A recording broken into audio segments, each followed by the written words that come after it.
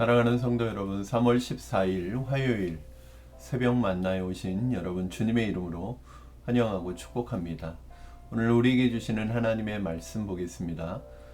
사무엘상 12장 6절에서 15절까지입니다. 사무엘상 12장 6절에서 15절까지의 말씀 우리 같이 말씀 보도록 하겠습니다.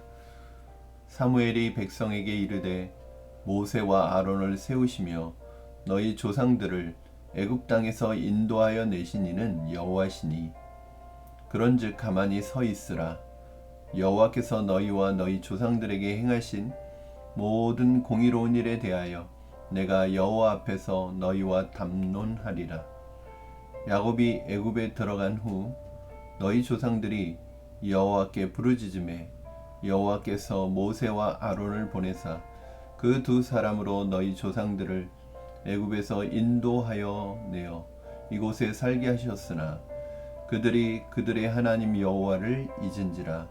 여호와께서 그들을 하솔 군사령관 시스라의 손과 블레셋 사람들의 손과 모압 왕의 손에 넘기셨더니 그들이 저희를 치매 백성이 여호와께 부르짖어 이르되 우리가 여호와를 버리고 바알과 아스다롯을 섬김으로 범죄하였나이다.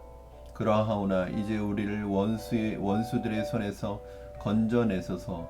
그리하시면 우리가 주를 섬기겠나이다 하며 여호와께서 여룻바알과 베단과 입다와 나 사무엘을 보내사 너희를 너희 사방 원수의 손에서 건져내사 너희에게 안전하게 살게 하셨거늘 너희가 암몬 자손의 왕 나하스가 너희를 치러 옴을 보고 너희의 하나님 여호와께서는 너희의 왕이 되심에도 불구하고 너희가 내게 이르기를 아니라 우리를 다스릴 왕이 있어야 하겠다 하였도다. 이제 너희가 구한 왕 너희가 택한 왕을 보라. 여호와께서 너희 위에 왕을 세우셨느니라.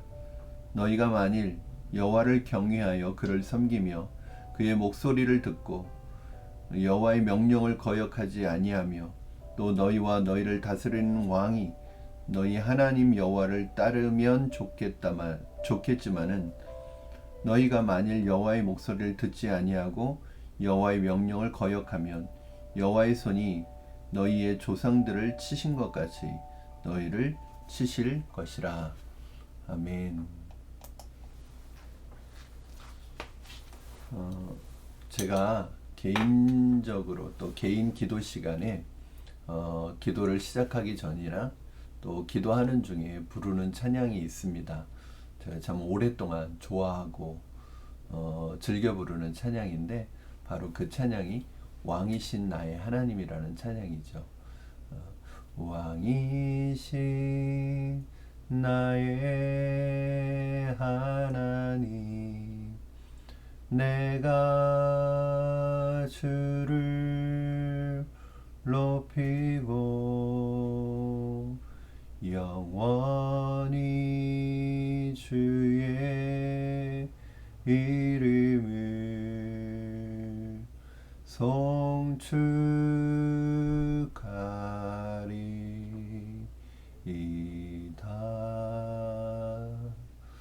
네, 여러분들도 아마 이 찬양을 아시는 분도 있을 것이고요. 또 처음 듣는 분들도 계실 텐데 이 찬양은 참 저에게는 개인적으로 어떤 이 찬양을 부를 때마다 그런 하나님의 임재를 느끼게 하는 그런 찬양입니다. 그런데 이 찬양을 지은 하스테반 선교사님이라는 분이 있습니다. 아마 우리나라의 찬양 사역 그 찬양 집회를 이끌었던 거의 1세대가 아닌가 생각이 드는데요. 경배와 찬양이라는 그 팀을 통해서 우리나라 찬양 사역에 어떤 새로운 패러다임을 만들었던 그런 선교사님입니다. 근데 이 하스테반 선교사님이 한참 왕성하게 그 찬양 사역을 하는 가운데 갑자기 뜻하지 않게 목소리가 나오지 않는 그러한 위기를 만났다고 합니다. 어떤 병 때문인지, 어떤 아픔, 어떤 질병 때문인지 원인은 알 수 없지만 목소리가 나오지 않았대요. 그래서 사실은 찬양 사역자고 메시지를 전해야 되는, 그러니까 어떤 목을 사용해야 되는, 주로 사용해야 되는 사역자인데, 찬양 사역자이면서 메시지를 전하는 메신저로서 목소리가 나오지 않는다는 것은 얼마나 좀 절망스러운 일이겠습니까?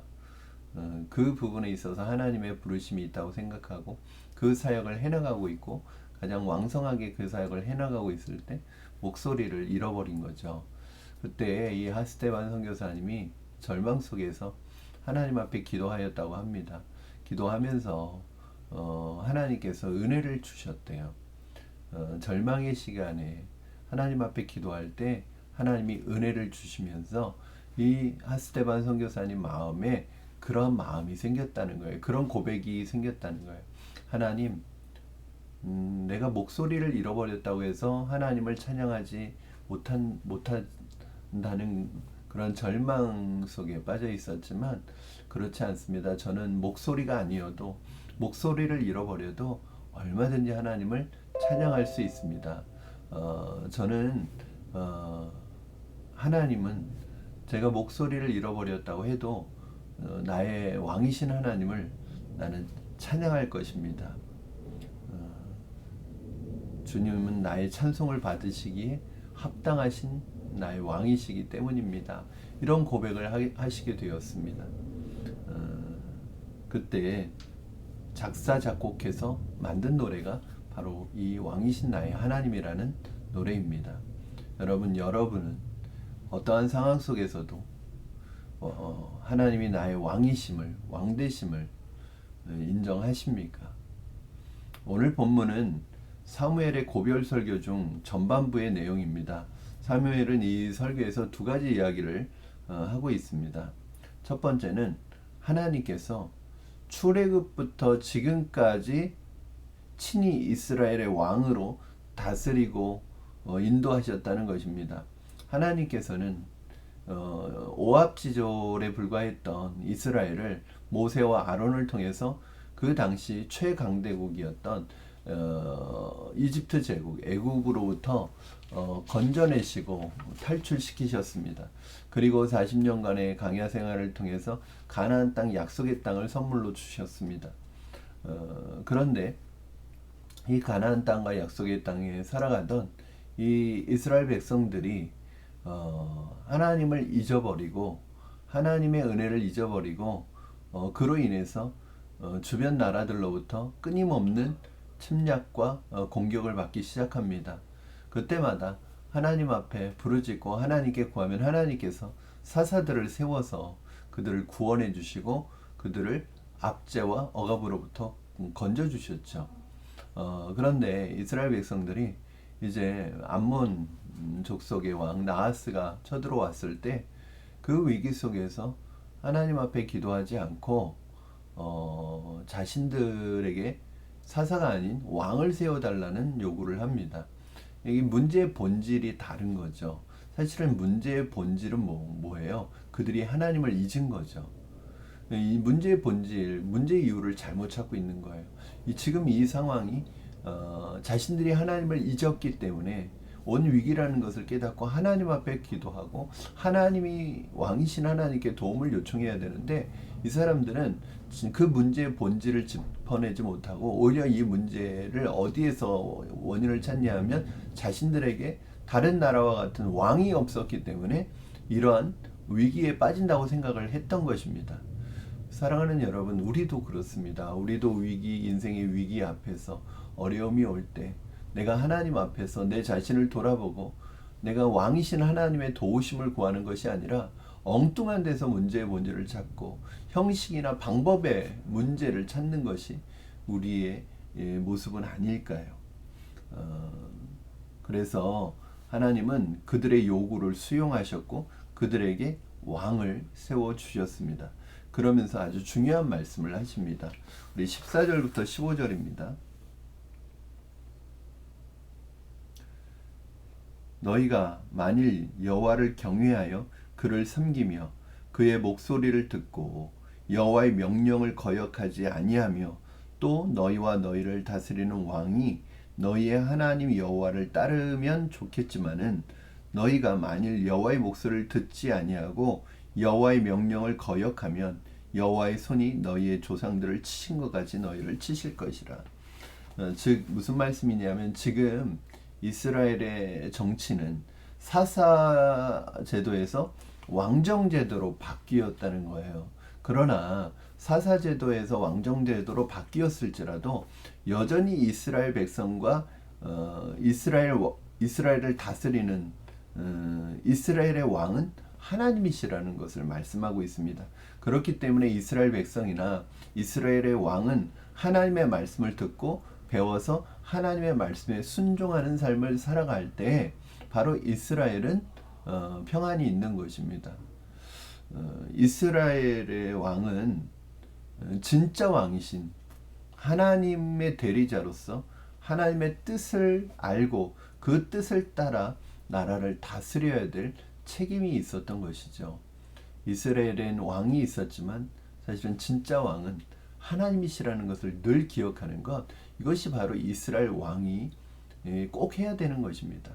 그래서 이스라엘 왕은 그 누구보다도 하나님의 말씀을 곁에 두고 그 말씀을 통해서 하나님의 백성인 이스라엘을 하나님의 뜻에 따라 다스리고 통치하는 이 일을 하는 것이 바로 이스라엘의 왕이었습니다. 지금 사무엘은 이스라엘에게 왕을 세워주지만 한 가지 더 말씀하고 있는 것은 무엇입니까? 이스라엘에 왕이 있지만 그러나 진짜 왕은 하나님이시고 하나님의 다스림과 통치 앞에 순종할 때 이스라엘의 왕의 역할이 그 역할이고 그 하나님의 인도에 따라서 이스라엘 백성들을 이끌어가는 것이 바로 이스라엘 왕의 역할이었던 것입니다. 여러분이 무엇을 하든지 어떤 위치에 있든지 여전히 여러분의 왕은, 여러분의 주인은 하나님이심을 알고 또 인정하시는 여러분 되기를 주님의 이름으로 축원합니다. 여러분의 주인은 하나님이십니다. 그렇기 때문에 여러분, 내 인생이 내 것이라면 내 마음대로 살아도 됩니다. 내 뜻대로 살아도 되고요. 내가 내 기분대로 살아도 됩니다. 그러나 우리의 인생은 내가 주인이 아니라 하나님이 우리 인생의 주인이시고 바로 우리 인생은 그리스도가 다스리는 삶입니다. 그렇기 때문에 자녀를 양육하는 데 있어서나 내 삶을 계획하는 데 있어서나 또 하나님 앞에 우리의 직업과 우리가 하려는 모든 것들을 계획함에 있어서 나는 청지기임을 기억하시고 주님께 묻고 하나님께 묻고 하나님의 말씀에 인도를 받아가시는 여러분 되시기를 주님의 이름으로 축원합니다. 가장 안타까운 것은 오랫동안 예수님을 믿고 오랫동안 신앙생활을 해왔지만 여전히 자신이 자신의 삶의 주인인 사람들이 많습니다. 신앙생활에도 자기 기분이 제일 중요하죠. 자기 생각이 제일 중요하죠. 하나님의 말씀 앞에 겸손하게 말씀을 들으려고 하지 않고 자기가 원하고 자기가 뜻하는 대로 살아갑니다. 이것을 오늘 성경에서는 뭐라고 말씀한 거예요? 자, 여러분 9절 말씀에 그들이 그들의 하나님 여호와를 잊었다고 말합니다. 하나님을 잊은 거예요. 어떤 걸 잊은 거예요? 하나님이 그들의 왕이라는 사실을 잊은 거죠. 그것은 주변 국가들의 공격과 위기로 이어집니다. 사랑하는 성도 여러분, 여러분은 하나님이 여러분의 인생의 주인이심을, 여러분의 왕이심을 인정하시고 믿으십니까? 그렇다면 하나님 앞에 여러분의 인생을, 여러분의 결정을, 여러분의 방법을 묻고 주님의 말씀의 인도를 따라가시는 여러분 되기를 주님의 이름으로 축원합니다. 아무리 좋고 유리하고 그럴듯해 보이더라도 그것이 정말 하나님이 내게 원하시는 것인지 분별할 수 있는 그런 지혜가 있기를 주님의 이름으로 축원합니다. 기도하겠습니다. 살아계신 하나님 아버지, 하나님, 주님이 나의 왕이심을 고백합니다. 어떠한 상황에서도 어떠한 위치에서도 내가 어떤 직업을 갖든지 어떠한 사업을 하든지 어떤 방법으로 세상을 살아가든지 하나님 그 방법과 그 위치가 중요한 것이 아니라 하나님이 나의 인생의 왕이라는 사실을 인정하는 것이, 그리고 그 왕 대신 하나님의 인도를 따라가는 것이 중요하다는 사실을 잊지 않게 하여 주시고, 오늘도 우리 인생의 왕 대신 그 하나님을 따라가는, 그 하나님의 말씀에 순종하는, 그 인도에 순종하는 우리가 되게 하여 주시옵소서. 감사하며 예수님의 이름으로 기도드리옵나이다. 아멘. 사랑하는 성도 여러분, 오늘 하루도 왕 되신 하나님의 인도를 따라 살아가시는 여러분 되기를 주님의 이름으로 축원합니다. 어떤 상황과 어떤 위치에 있든지 여러분, 하나님이 내 인생의 왕이심을 믿음으로 선포하시기를 바랍니다. 우리 내일 수요일 새벽 만나에서 다시 여러분 말씀으로 함께 만나도록 하겠습니다. 오늘 하루도 승리하십시오. 사랑하고 축복합니다. 좋은 하루 되십시오.